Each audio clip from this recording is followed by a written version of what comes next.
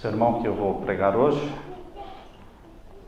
eu já preguei 2 vezes e não deu para gravar nenhuma vez. Colocado na lista dos livros proibidos. Quem fosse encontrado com a Bíblia era preso. Milhares e milhares de valdenses foram mortos. É assim que muitos adventistas vão aprender a falar. Adventistas dormentes, mornos. É o fim do tempo do fim. Por isso eu estou dizendo para você, meu irmão, desiluda-se com este mundo, porque ele vai acabar.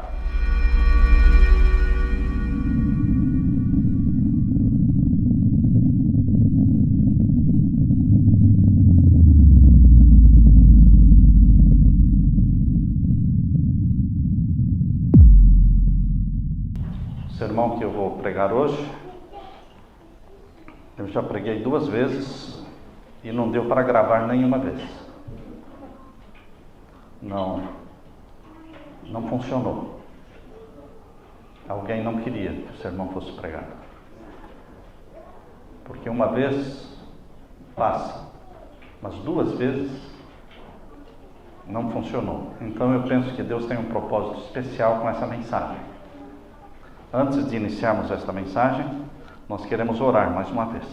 Vamos inclinar nossos rostos, fechar os nossos olhos em oração. Pai Santo,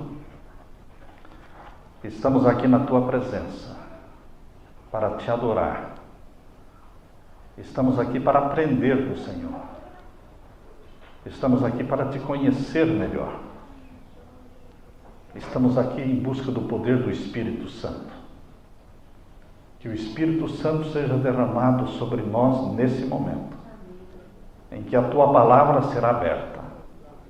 E o Senhor vai nos falar através dela. E o Senhor vai mudar corações, mudar vidas, dar novo rumo à nossa história, novo rumo à nossa fé. Vem fortalecer a fé dos Teus filhos. Nestes tempos difíceis que enfrentamos, em que o mundo está, que o Teu Santo Espírito levante a nossa cabeça e coloque os nossos olhos fixos no céu, de onde virá o nosso socorro, bem presente na hora da angústia. Derrama sobre nós o Espírito Santo, ao abrirmos a Tua palavra, e fala ao nosso coração. Em nome de Jesus pedimos. Amém. Abra sua Bíblia, meu querido irmão, em Apocalipse capítulo 22 e os versos 10 a 12. Apocalipse capítulo 22 e os versos 10 a 12. Aqui nós lemos: E disse-me: Não seles as palavras da profecia deste livro, porque próximo está o tempo. Você se lembra de alguma frase na Bíblia onde é exatamente o contrário do que está sendo dito aqui? Aqui está sendo dito: não seles as palavras da profecia. Você se lembra um outro texto que está lá em Daniel capítulo 12, que diz: sela as palavras desta profecia. Pois bem, meus queridos, o livro do Apocalipse não é um livro selado, é um livro aberto. O livro de Daniel foi desselado no Apocalipse, por isso estamos aqui estudando. Nós estamos estudando o livro de Daniel dentro do Apocalipse, porque ele foi aberto no Apocalipse. E o verso 11: Quem é injusto, faça injustiça ainda. E quem está sujo, suje-se ainda. E quem é justo, faça justiça ainda. E quem é santo, seja santificado ainda. Eis que cedo venho, e o meu galardão está comigo, para dar a cada um segundo a sua obra. A Bíblia nos promete que Jesus vai voltar. Como adventistas, o que mais nós ouvimos falar desde criança é do fim do mundo, é da segunda vinda de Jesus. Você já pode ter ouvido muitas vezes a frase fim do mundo. Mas eu quero dizer para vocês nesta manhã, eu estou aqui para declarar, para fazer um statement, uma declaração pública de que o fim que você sempre ouviu falar chegou. Graças a Deus, chegou o fim do mundo. Se você me perguntar o dia e a hora, eu não sei, mas eu sei que chegou o fim do mundo. E as profecias vão se cumprir em rápida sucessão. Os últimos acontecimentos serão rápidos. Em questão de poucos meses, o cenário mundial se muda. Está mudando tudo. As religiões estão se envolvendo em direções diferentes. A economia, a ecologia, enfim, queridos, o mundo está tendo rápidas mudanças. E muitos do povo de Deus continuam dormindo, achando que tudo está como sempre foi. Segundo a profecia de Daniel, em Daniel capítulo 7, verso 25, fala de uma profecia de 1260 anos, que foi de 538 depois de Cristo até o ano 1798. Esses 1260 anos de profecia, de supremacia papal da Idade Média. A profecia de Daniel diz que 1798, quando acabaram os 1260 anos, começou o tempo do fim.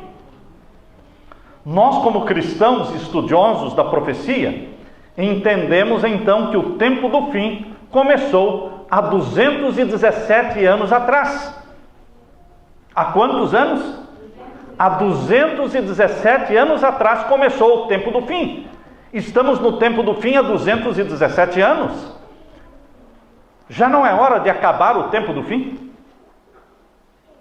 Então, queridos, a convicção que a profecia nos dá é de que nós estamos vivendo no fim do tempo do fim. 2015 é o fim do tempo do fim. E nós vamos ver coisas acontecendo que nunca aconteceram, coisas inéditas. No dia 10 de fevereiro de 1798 foi preso o Papa Pio VI. E a prisão do Papa Pio VI trouxe libertação da Bíblia. A Bíblia era um livro algemado. A Bíblia era um livro acorrentado, colocado na lista dos livros proibidos. Quem fosse encontrado com a Bíblia era preso. Milhares e milhares de valdenses foram mortos. Os valdenses eram mortos porque escreviam pedaços da Bíblia e espalhavam a Bíblia. Valdenses, huguenotes, albigenses, povos que foram dizimados, foram mortos por causa da Bíblia, porque a Bíblia estava na lista dos livros proibidos. Mas quando o Papa Pio VI foi preso em 1798, houve uma soltura da Bíblia, houve a libertação da palavra de Deus. E agora, 6 anos depois da prisão papal, 6 anos depois, nos leva ao ano de 1804. O que aconteceu em 1804? Fundou-se a primeira sociedade bíblica do mundo, a Sociedade Bíblica da Inglaterra, começando a espalhar Bíblias para o mundo todo. Isso foi em 1804. Passados mais 12 anos, em 1816, fundaram a segunda Sociedade Bíblica do mundo, a Sociedade Bíblica Americana. E a Bíblia passou a ser traduzida e espalhada em centenas e centenas de línguas e dialetos, tornando-se a Bíblia um livro acessível, um livro barato, um livro que estava agora na mão de todo mundo. Por isso, meus queridos, aquela profecia de Daniel capítulo 12, a profecia de Daniel capítulo 12, verso 4. Abra sua Bíblia. Daniel capítulo 12, verso 4 diz assim: E tu, Daniel, fecha as palavras e sela este livro. Fecha estas palavras e sela este livro. O livro de Daniel seria um livro fechado e selado até o tempo do fim. E o livro de Daniel e Apocalipse só começaram a ser estudados depois da prisão do Papa Pio VI. Depois que surgiram as sociedades bíblicas. Depois que a Bíblia se tornou um livro acessível a todos e a Bíblia foi introduzida em cada lar, em cada casa, em cada família. Então, queridos, esse livro deixou de ser um livro selado. E tu, Daniel, fecha as palavras e sela este livro até o fim do tempo.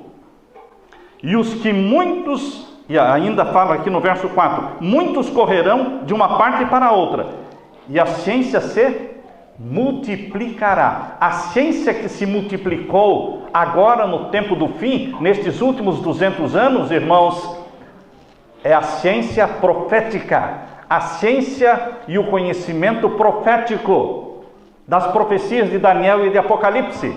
Muitos aplicam este aumento do conhecimento ao conhecimento tecnológico, de avião, de carros, de trens, de telefone, de iPad, de iPod. Queridos, aqui está falando da multiplicação do conhecimento profético, porque Deus levantou um povo na profecia, e a profecia começou a ser estudada, multiplicou-se a profecia. Daniel capítulo 12, verso 4, se cumpriu em nossos dias, por volta do ano de 1816. Percebam, primeira sociedade bíblica, 1804. A segunda sociedade bíblica, 1816. Mas no ano de 1816, um homem chamado Guilherme Miller, ele começou a estudar a palavra de Deus em 1816. Será que foi coincidência? Ele morava aqui nos Estados Unidos e a Bíblia ficou fácil de se conseguir. A Bíblia começou a chegar nos lares. E esse homem, que era um deísta, era um incrédulo, ele passou a crer na palavra de Deus. 2 anos depois, em 1818, ele foi possuído pela convicção de que a volta de Jesus iria acontecer por volta do ano de 1843, 1844, no final dos 2.300 anos da profecia de Daniel 8:14. Isso em 1818, ele foi possuído por esta convicção. 2 anos depois da fundação da Sociedade Bíblica Americana. Queridos, na América do Sul, contemporâneo de Miller, existia um padre jesuíta chamado Manuel Lacunza, pregando e escrevendo sobre o mesmo assunto. Na Europa, José Wolff. Na Inglaterra, Edward Irving. Em várias partes do mundo, homens que não se conheciam, guiados pelo Espírito Santo, começaram a pregar sobre a volta de Jesus. O estudo do Apocalipse, o estudo das profecias de Daniel e Apocalipse, se tornaram o foco de dezenas e dezenas de estudiosos no mundo todo. Hoje nós estamos em 2015. Se fizermos a conta de 2015, contando de 1798 até 2015, são 217 anos. É o fim do tempo do fim. Por isso eu estou dizendo para você, meu irmão, desiluda-se com este mundo, porque ele vai acabar. Rapidamente está se acabando.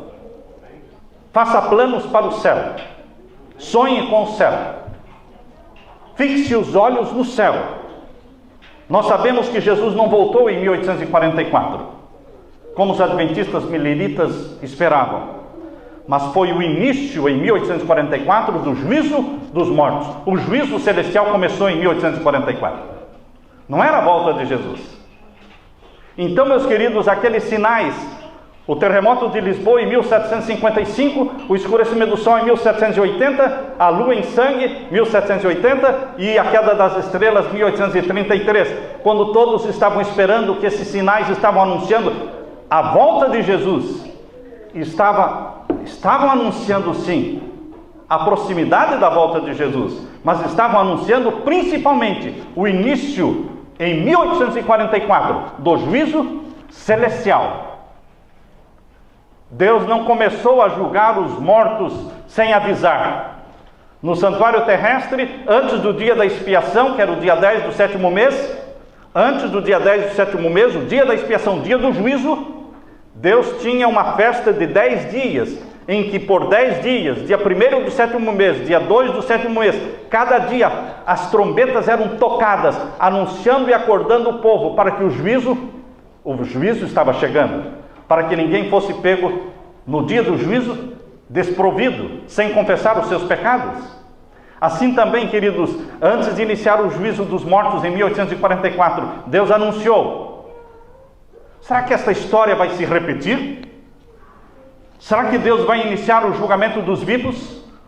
Você já ouviu falar do julgamento dos vivos? Alguém já falou para você que o teu nome já pode ter passado no juízo e você nem sabe? Será que Deus julga uma pessoa sem avisar? Será que você pode ter sido julgado sem saber que foi julgado? Será que Deus faz isso? Será que Deus está torcendo pela sua salvação ou está torcendo pela sua perdição? Um professor que dá um teste, um exame sem avisar, ele está querendo o bem dos alunos ou está querendo prejudicar os alunos? O professor que ama, ele anuncia, ele avisa: nós vamos ter teste tal dia, e a matéria para ser estudada é esta, estudem. Queridos, se um juiz quer ajudar o réu, ele marca o dia do juízo, ele avisa, ele anuncia, ele lembra. E é assim o nosso Deus, que é um Deus de amor e quer a nossa salvação. Lembre-se que a maior conversão de todos os tempos não está no passado. A maior conversão de todos os tempos está no futuro. A grande multidão que ninguém podia contar é uma multidão de salvos e convertidos no tempo do fim, exatamente na hora do juízo dos vivos. Quando os vivos estiverem sendo julgados e selados, uma multidão sincera, espalhada por todas as igrejas Babilônia, por Babilônia mãe e nas Babilônias filhas, pessoas sinceras que amam a Jesus, elas vão se unir aos que guardam os mandamentos de Deus. Mas Deus vai avisar de uma forma majestosa, para que as pessoas se preparem. Quando for aprovado o decreto dominical, começa o juízo dos vivos. Há pessoas que não sabem quando os vivos vão ser julgados. Você não sabe quando os vivos serão julgados? Não. Você sabe quando os vivos serão selados? Ah, isso eu sei. Quando os vivos serão selados? Ah, quando sair o decreto dominical. O povo de Deus será selado pelo selo do Deus vivo e os ímpios selados pelo sinal da besta. Então o quê? Então você sabe quando vai ser o julgamento dos vivos. Porque selar uma pessoa pelo selo do Deus vivo é colocá-la no rumo do céu. Está salva em Jesus. Selar uma pessoa com o sinal da besta é colocá-la no rumo da perdição. Os que são selados pelo selo do Deus vivo não mais se perdem. Aleluia!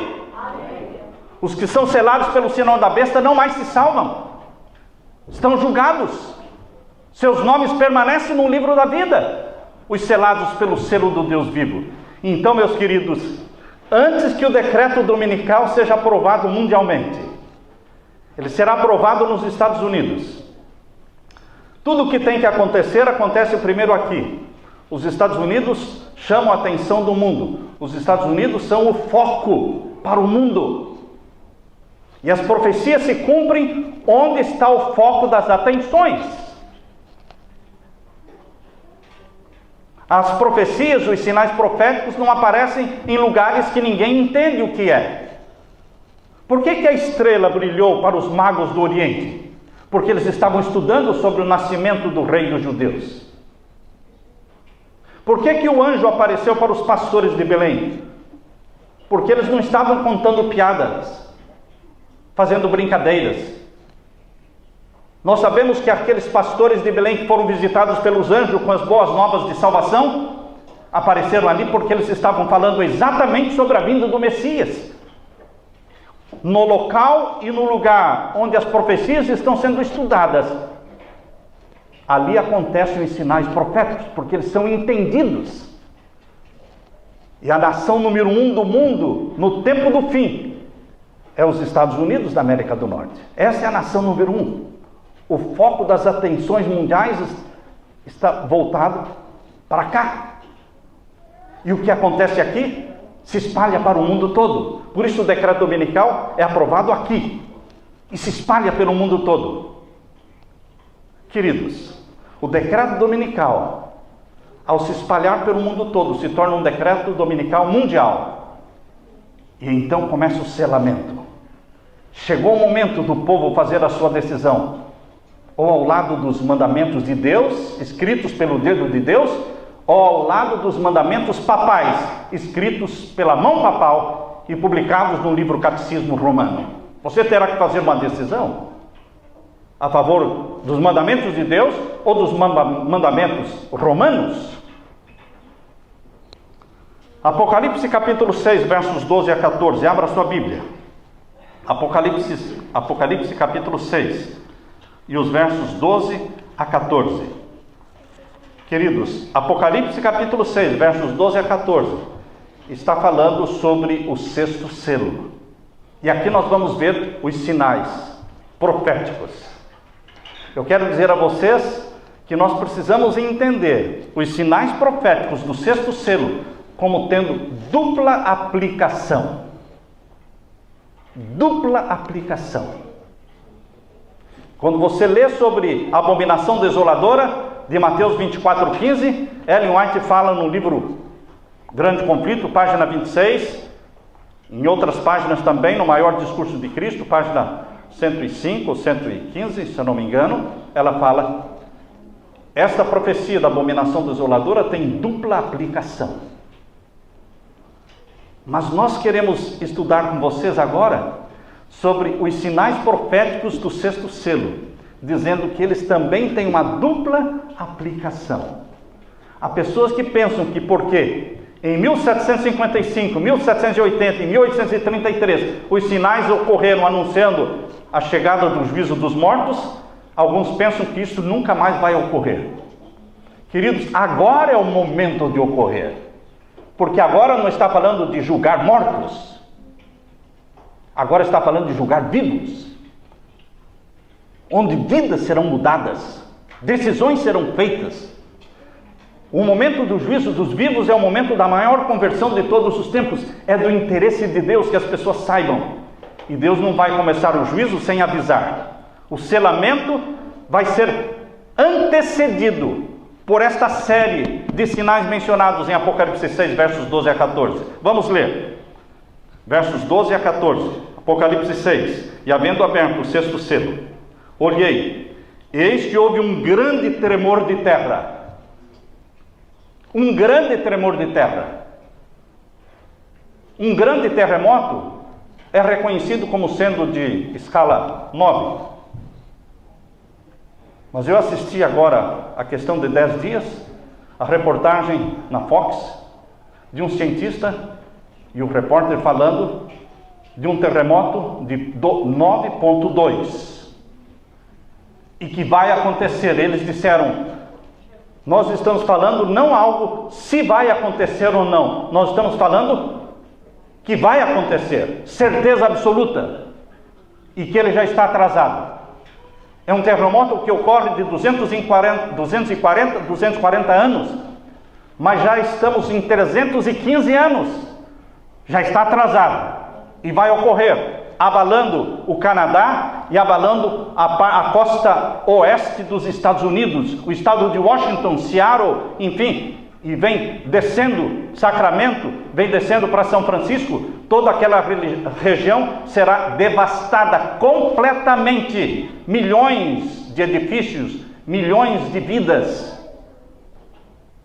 Queridos, é a ciência que está falando.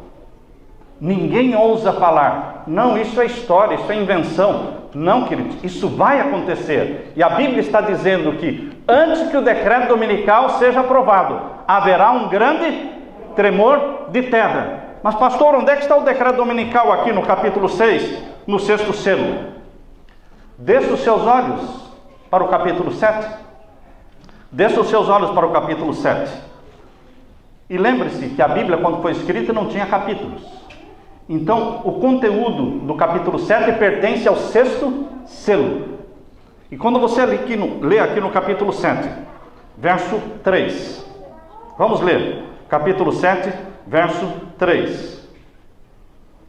Dizendo, não danifiqueis a terra, nem o mar, nem as árvores, até que hajamos assinalado nas suas testas os servos do nosso Deus. Quando vai ser feito o selamento do povo de Deus, dos vivos? com o decreto dominical, no contexto do 6º selo. Mas antes do selamento aqui, está lá o verso 12, falando do grande tremor de terra. Deus não sela sem primeiro avisar. Deus não julga sem primeiro notificar. Porque Deus não torce pela sua perdição, Deus torce pela sua salvação. E os primeiros a serem selados, a Bíblia diz no verso 4, são os 144 mil. Os primeiros a serem selados, verso 4. E eu vi o número dos assinalados. E eram quanto? 144 mil. Está difícil Deus achar 144 mil dentro dos 18 milhões de adventistas. Está difícil. Porque a igreja está possuída por uma mornidão satânica. Uma mornidão que desprepara. Mornidão de membros comprometidos com o mundo e não com Jesus. Mas Deus está procurando 144 mil dentro dos 18 milhões de adventistas no mundo. Porque eles precisam pregar esta mensagem. Porque eles têm que pregar as 3 mensagens angélicas, que são impopulares. Não dão ibope para ninguém. Pregar as 3 mensagens angélicas pode tirar a tua credencial. Pode fechar as portas das igrejas para você. Então muitos não querem. Você pode perder o seu salário. Mas, meus queridos, Deus está procurando os 144 mil, porque eles terão que pregar. E eles serão os primeiros selados pelo selo do Deus vivo. E em resposta à pregação dos 144 mil, vem uma multidão que ninguém podia contar. Capítulo 7, verso 9. Leia o capítulo 7, verso 9. E depois destas coisas, depois que Deus mostrou o selamento dos 144 mil, por isso está dizendo, depois destas coisas. Que coisas? O selamento dos 144 mil. Verso 9 agora. Depois destas coisas olhei, e eis aqui uma multidão. Agora não são 144 mil. Agora é uma multidão que ninguém podia contar. De todas as nações, tribos, línguas, povos, estavam diante do trono e perante o Cordeiro, trajando vestidos brancos e com palmas nas suas mãos. E aí o verso 13 diz, e um dos anciãos me falou dizendo, esses aí quem são que estão vestidos de brancos? Este grupo de 144 mil e essa multidão que ninguém podia contar, todos vestidos de branco, quem são eles? E agora vem a resposta no verso 14. E eu disse-lhe, Senhor, tu sabes. E ele me disse, estes são os que vieram da grande tribulação. A grande tribulação não está no passado, irmãos. A grande tribulação está no futuro. Ela começa com o decreto dominical. Avança até o fechamento da porta da graça, mas continua depois do fechamento da porta da graça. Porque depois do fechamento da porta da graça virá o decreto de morte. Não mais decreto dominical. Depois do fim da graça virá o decreto de morte e angústia de Jacó. Mas nenhum dos filhos de Deus vai morrer depois que a porta da graça se fechar. Mas, meus queridos, a grande tribulação começa com o decreto dominical e vai se intensificando ao ponto de ser chamada angústia de Jacó, após o fechamento da porta da graça. Estes são os que vieram da grande tribulação. Estes lavaram seus vestidos e os branquearam no sangue do Cordeiro. Quantos são? Uma multidão que ninguém podia contar, que vieram da igreja Babilônia, das filhas de Babilônia. Queridos, e por isso estão diante do trono de Deus, verso 15, servem-o de dia e de noite no seu templo, e aquele que está sentado sobre o trono os cobrirá com a sua sombra. Queridos, Deus vai julgar os vivos. E Deus quer que o seu povo aqui na terra anuncie esse juízo. O grande terremoto vai acontecer. Vai sacudir o país. Pode ser que seja, provavelmente, este terremoto que a ciência está anunciando, irmãos. Porque Estados Unidos é o foco das atenções mundiais. Ao lado do estado de Washington e Califórnia, ali tem Yellowstone State Park. É o único supervulcão americano. Você já ouviu falar em supervulcão? Supervulcão existem pouquíssimos no mundo, mas um pertence aos Estados Unidos. E já existem cientistas dizendo que ele vai explodir. Ele vai explodir. provavelmente seja no mesmo período em que houver o grande terremoto, também o Yellowstone State Park também exploda. Queridos, vai ser um grande tremor de terra, que o mundo todo vai ficar sabendo. Há pessoas que pensam, como disse o pastor Jonas, como é que o evangelho será pregado no mundo todo? Nasce mais gente do que morre. Mais da metade, se você pegar a estatística mundial, você vai descobrir que mais da metade do mundo, hoje, em 2015, nunca ouviu falar de Jesus. Se em 2000 anos não conseguimos evangelizar o mundo, como é que em poucos anos vamos evangelizar o mundo? Se Deus for esperar que o evangelho seja pregado no mundo todo para Jesus voltar, irmãos, usando os meios que nós como igreja estamos usando, nunca Jesus vai voltar. Então Deus tem um plano. Deus tem um plano. O grande tremor de terra vai ser anunciado no mundo todo.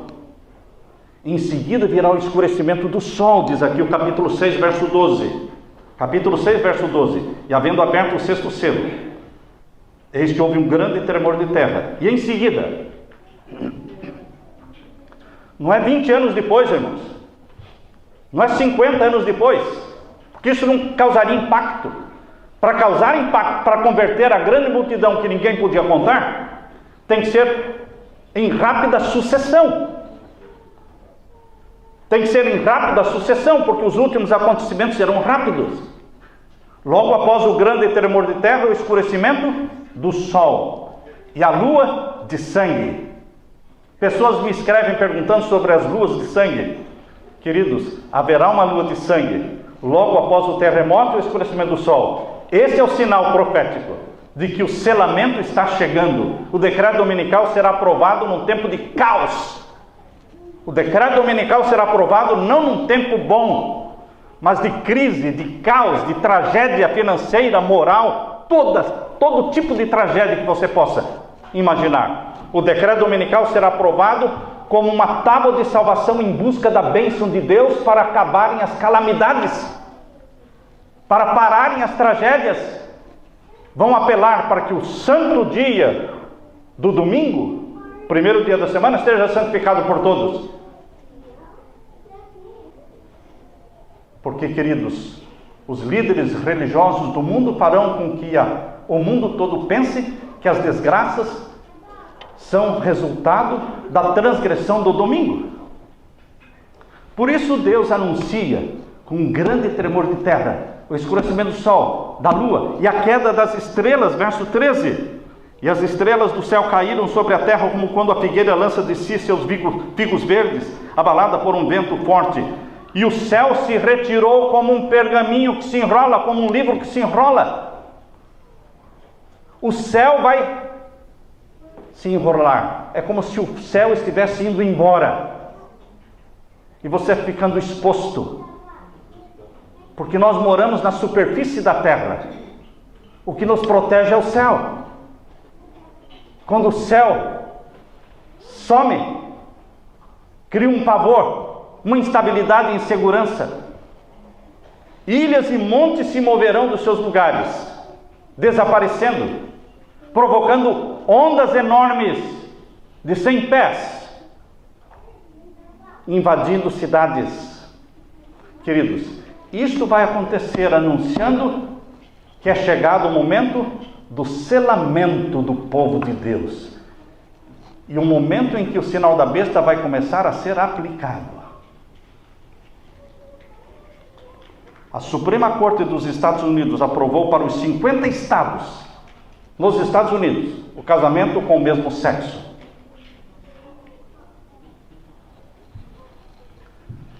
Milhares de adventistas colocaram uma bandeirinha colorida no seu Facebook. Você acredita nisso? Estou falando para uma igreja adventista. Você sabia que milhares de adventistas colocaram no seu Facebook uma bandeirinha colorida de aprovação, quando esta lei foi aprovada pela Suprema Corte dos Estados Unidos.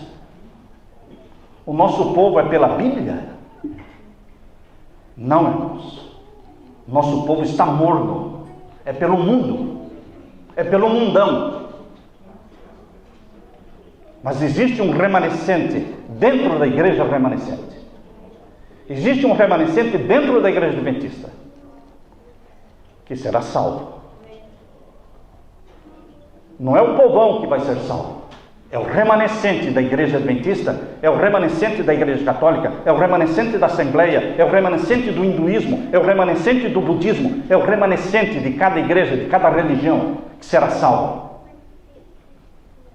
Queridos, essa lei aprovando o casamento com o mesmo sexo anulou, aboliu a primeira instituição sagrada e divina da Bíblia. Quando você vai para Gênesis capítulo 1, capítulo 2, a semana da criação, você descobre que a primeira instituição divina e sagrada, criada por Deus, foi o casamento. Antes do sábado. Porque o casamento foi criado na sexta-feira. O sábado foi criado no sétimo dia. Então a primeira instituição sagrada que chegou até você, que ainda existe, é o casamento. Com sexos diferentes. É um Adão com uma Eva.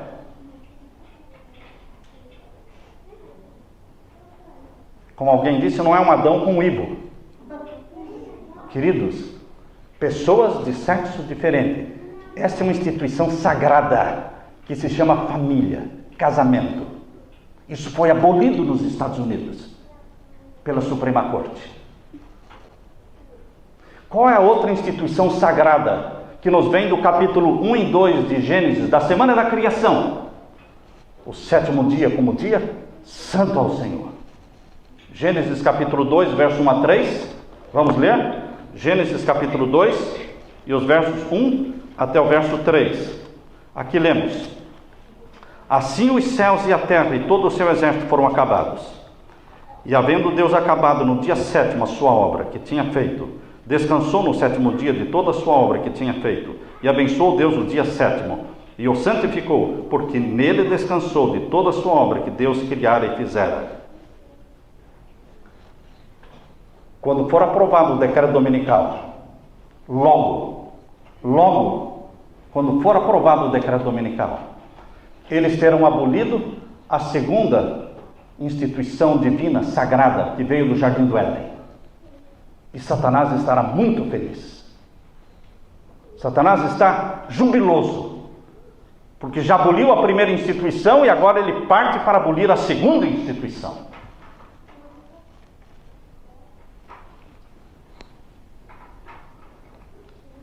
Queridos, dentro de pouco tempo, muitos estão pensando que vai ser esse ano.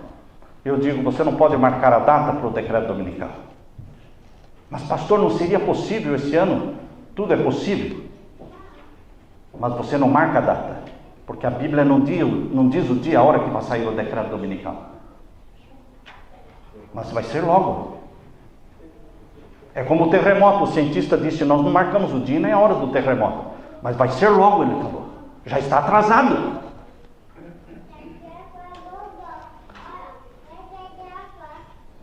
O decreto dominical, irmãos, não vai ser um evento que ocorrerá no anonimato. O decreto dominical não é uma coisa que acontece e você vai descobrir depois de um ano. Não.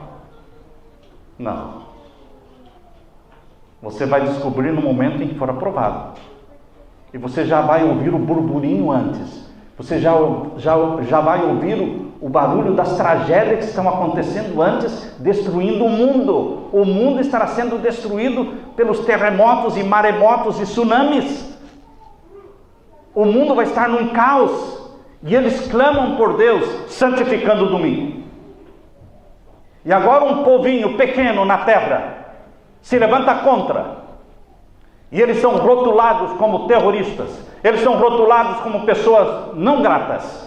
pessoas que estão trabalhando contra o bem-estar da comunidade e da sociedade, pessoas que não merecem viver, porque não se ajustam ao dia ecológico, não se ajustam ao dia da família, que é o primeiro dia da semana.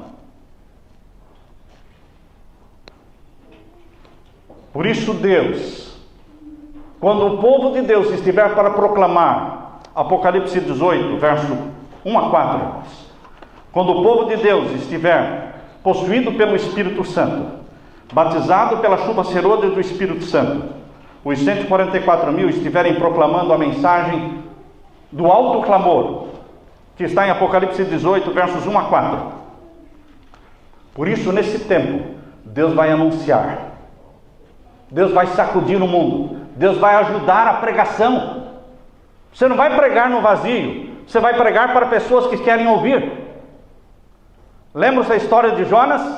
Jonas representa o povo adventista dormente. Porque o que era Jonas?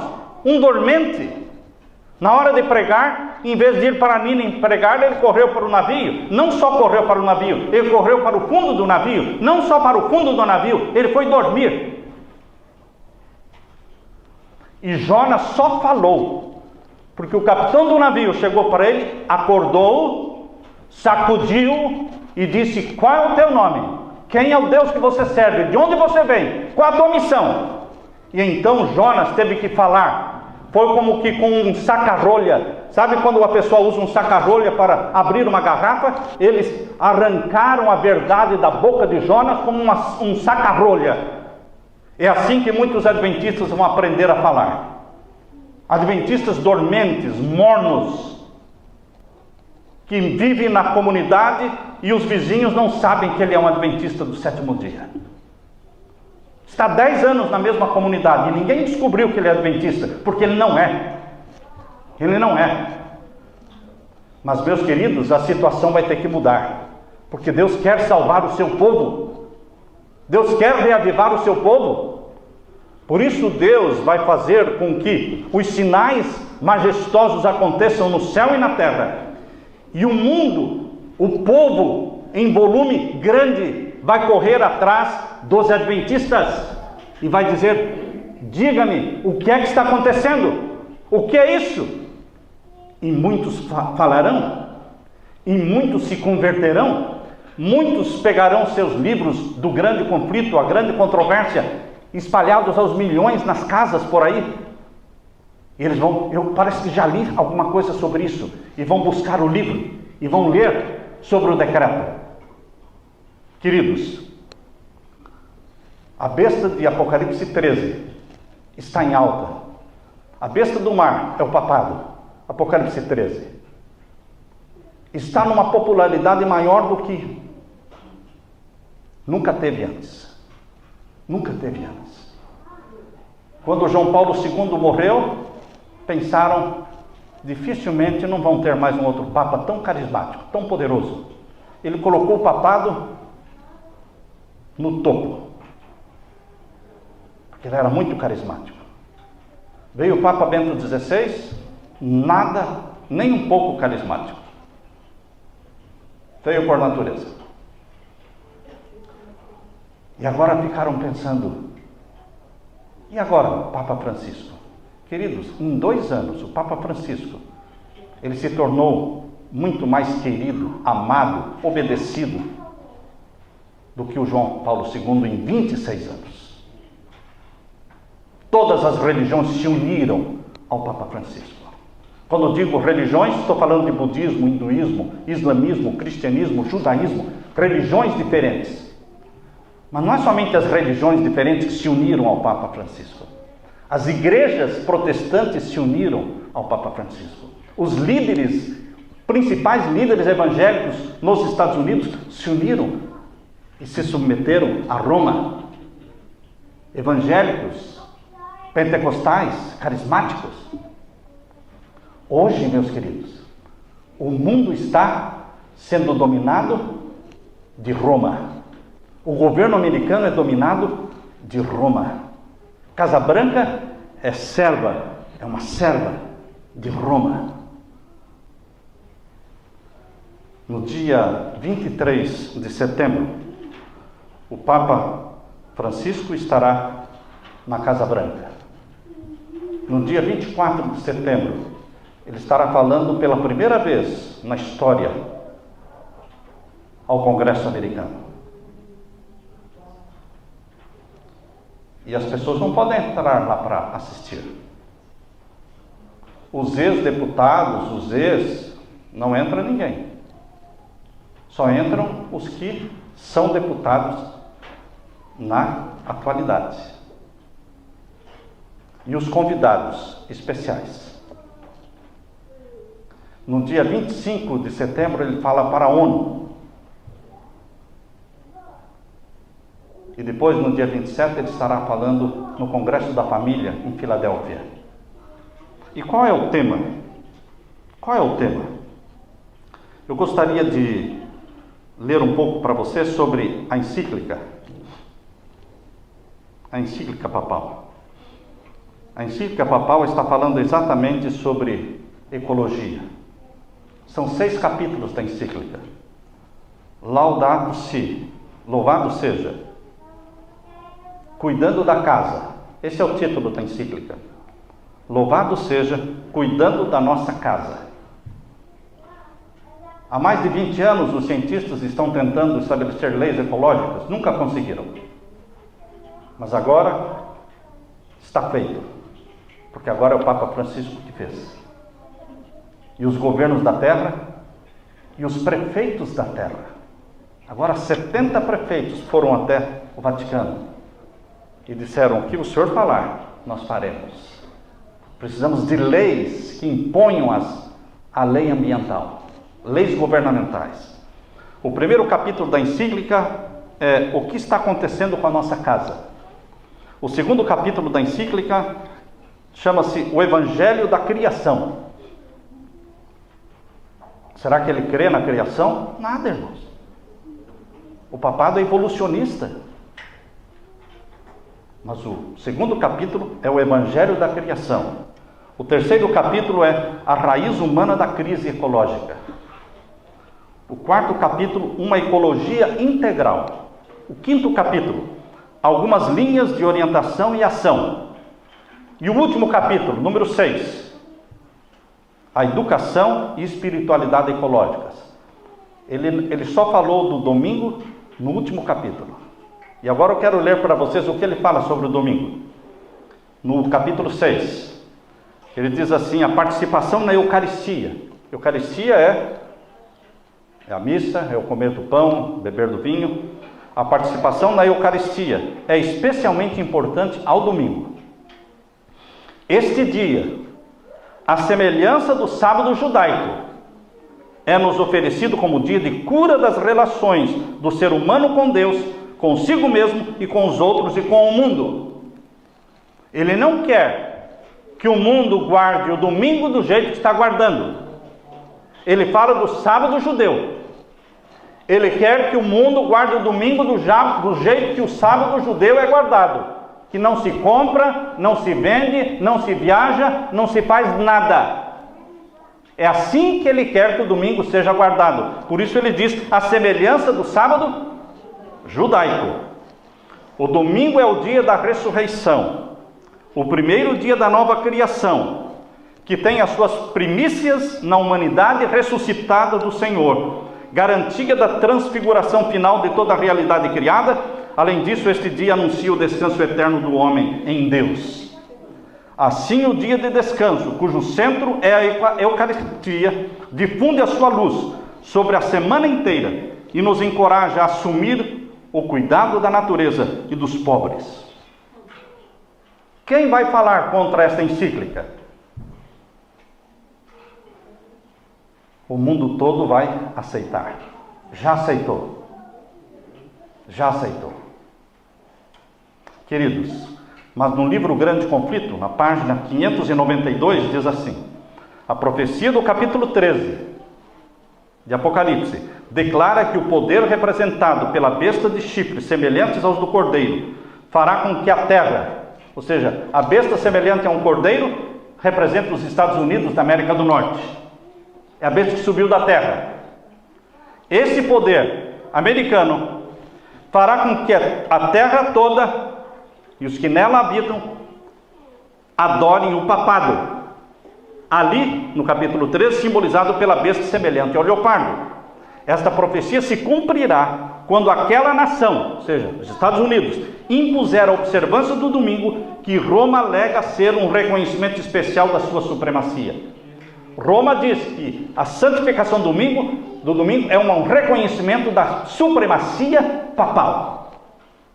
A supremacia perdida na Idade Média. Em 1798, o papado perdeu a supremacia.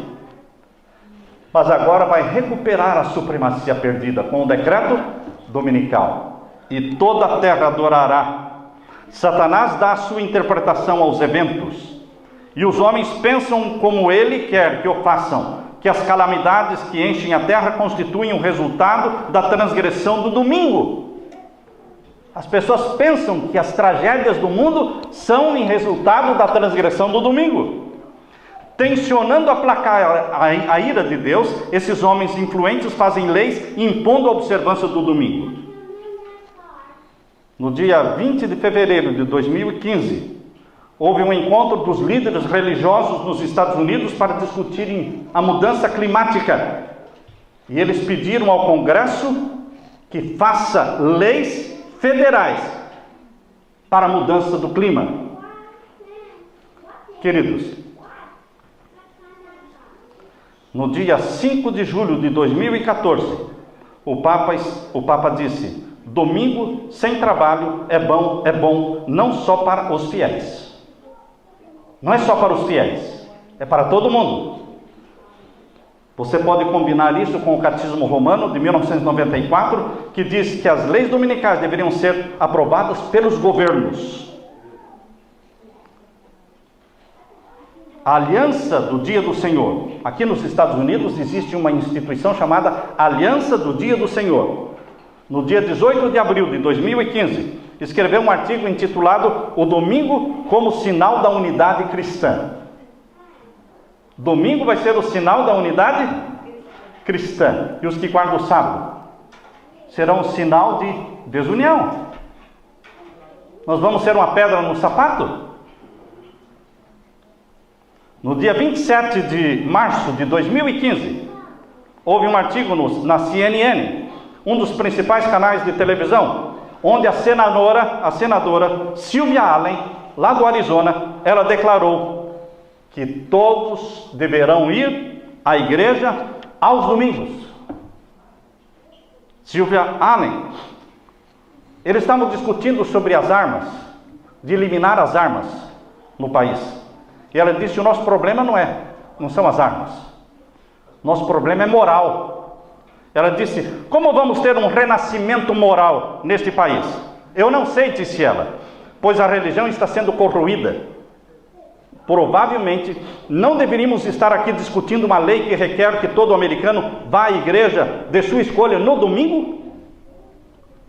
Meus queridos, no livro O Grande Conflito, página 605, nós lemos: ao ser a questão da obrigatoriedade da observância do domingo amplamente agitada, vejam, a observância do domingo vai ser agitada, essa observância do domingo. Vê-se aproximar o fato há tanto tempo duvidado e descrido, e a terceira mensagem angélica produzirá um efeito que antes não seria possível produzir. A terceira mensagem angélica vai ter um poder muito maior com a agitação do decreto dominical. Há mais de 100 anos, irmãos, Ellen White escreveu isso. E hoje nós estamos vivendo a agitação do decreto dominical. Dr. Ben Carson, por que agora, justo agora, um médico adventista aposentado resolve se candidatar a ser presidente dos Estados Unidos? Vocês se lembram quando a rainha Esther? Vocês se lembram quando José no Egito? Vocês se lembram quando Daniel? Quando alguém que é fiel a Deus recebe o foco, coloca-se em foco também a crença, a doutrina, aquilo que ele crê. Quando John Kennedy se tornou presidente deste país, todos começaram a estudar mais as doutrinas católicas. Quando Mitt Romney se candidatou a presidente desse país, e ele era um forte candidato, todos começaram a estudar melhor as doutrinas mormons. E agora que o Dr. Ben Carson é um dos candidatos, todos querem saber quem são estes adventistas do sétimo dia. Porque o jornal escreveu, Ben Carson é adventista do sétimo dia. E o jornal disse, quando você lê o artigo, diz que por causa da sua campanha eleitoral, as crenças adventistas estão em foco. Queridos, há mais de 100 anos, Ellen White escreveu, e isso está na meditação matinal Maranata. Se você tem essa meditação, Maranata, página 218, diz assim, nosso povo tem sido considerado muito insignificante para ser digno de nota. O que é o povo adventista? Muito insignificante no mundo, irmãos. Poucos conhecem os adventistas no mundo, principalmente nos Estados Unidos ou na Europa. Mas ela termina, mas haverá uma modificação. O povo adventista vai deixar de ser insignificante e vai se tornar foco das atenções mundiais. Porque o decreto dominical vai colocar em foco no mundo um povo que guarda o sábado. Um povo que se chama adventista do sétimo dia. Um povo que se chama povo judeu. O povo judeu guarda o sábado. A igreja adventista guarda o sábado. Mateus 24:12 diz, e este evangelho do reino será pregado em todo o mundo, em testemunha a todas as gentes, e então virá o fim. Mas como Jesus pode voltar, se o evangelho não alcançou mais da metade do mundo hoje? Deus tem um plano, irmãos. Ele vai anunciar a chegada do decreto dominical. Porque ninguém vai ser selado pelo sinal da besta, ou pelo selo do Deus vivo, de forma ignorante, irmãos. Hoje pessoas estão guardando o domingo de forma ignorante, pensando que é o sábado. E Deus não as condena, porque elas não sabem. Mas quando sair o decreto dominical, todos terão que fazer uma decisão inteligente a favor do dia de Deus. Nós estamos vivendo hoje na sétima igreja. A sétima igreja começou em 1844, irmãos. Estamos nela. Nós estamos vivendo no começo do sétimo milênio. 2015 é o começo do sétimo milênio. 2015 seriam 6015. Seriam 15 anos dentro do sétimo milênio.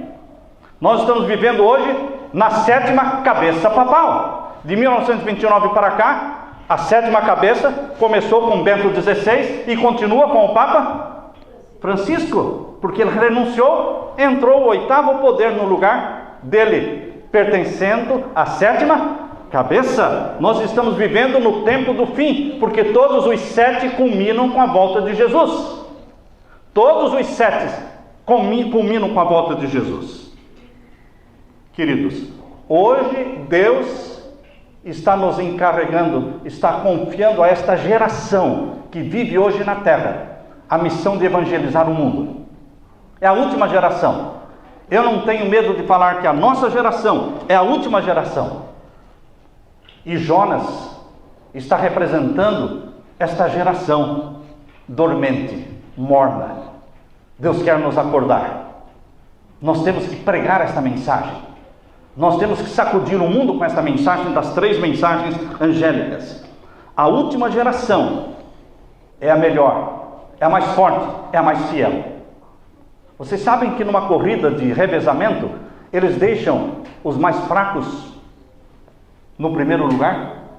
Os primeiros que correm não são os melhores. Seja numa corrida, seja numa natação de revezamento, sempre eles colocam o mais forte, o melhor, mais preparado para o final. Por quê? Porque se os primeiros se atrasarem, se os primeiros tropeçarem, se os primeiros se atrapalharem, o último tira o atraso. Deus deixou você para a última geração. Não tem outra. Ou somos nós que vamos terminar a pregação do Evangelho. Não tem outra. Você é ungido pelo Espírito Santo. Você é batizado pelo Espírito Santo. Você tem que pregar essa mensagem para a salvação daquela grande multidão que ninguém podia contar. Você foi chamado por Deus. É privilégio meu e seu vivemos nesta última geração e sermos batizados pelo Espírito Santo. Eu convido você a abraçar essa mensagem. Eu convido você a romper com seus pecados conhecidos. Eu convido você a se reconciliar com quem precisa ser reconciliado. Eu convoco para buscar diariamente o batismo do Espírito Santo, a se desiludir com esse mundo e a colocar o pensamento no céu, porque é de lá que virá o nosso socorro, bem presente na hora da angústia. Ora bem, Senhor Jesus.